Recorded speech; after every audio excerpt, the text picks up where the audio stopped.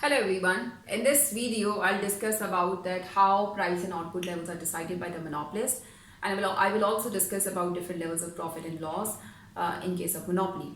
So let's start with this, that how equilibrium position is decided by the monopolist. As we know that the profit maximizing level of output is where MC is equal to MR. So these are the marginal revenue and average revenue curves, downward sloping. We know it from the previous video that why these are downward sloping. And when the typical MC curve, which is upward sloping, when it cuts MR, so this is a level which is the MC equals to MR. With this level, he takes the price above this level at the average revenue curve and he charges his price. Unlike a perfect competition where business is charged at MC equals to MR. So this is the level of output which is decided for the quantity, and this is the level which is decided for the price for the monopolist, which is higher than the perfect competition, and the output level is lower than the perfect competition level of output. Now if I want to show the profit, that what amount of profit business earns, so I have to use average cost curve. So if I make this average cost curve here, this is the typical average cost curve.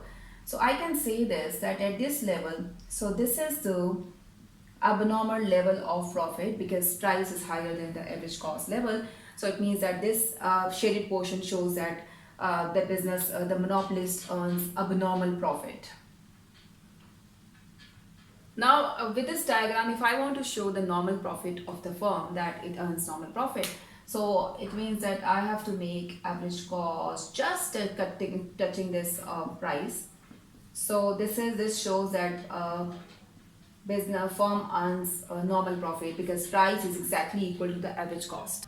Now if I have to show that when monopolists experience losses, what will be the change in the diagram?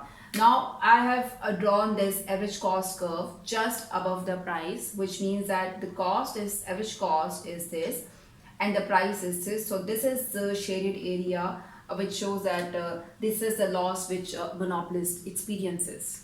Now with the loss, we have two situations. One is with contribution losses and other one is loss without contribution. So when I say that with contribution, it means obviously average cost would be higher than this price level, which means that this is the level of average cost, and this is the level of price, which means that this whole area shows that business experiences loss. Now if I have to show this, that this loss is with some contribution, it means that I have to make this average variable cost curve below the price. This is the price and this is the average variable cost curve, which means that some part of the variable cost business is able to pay.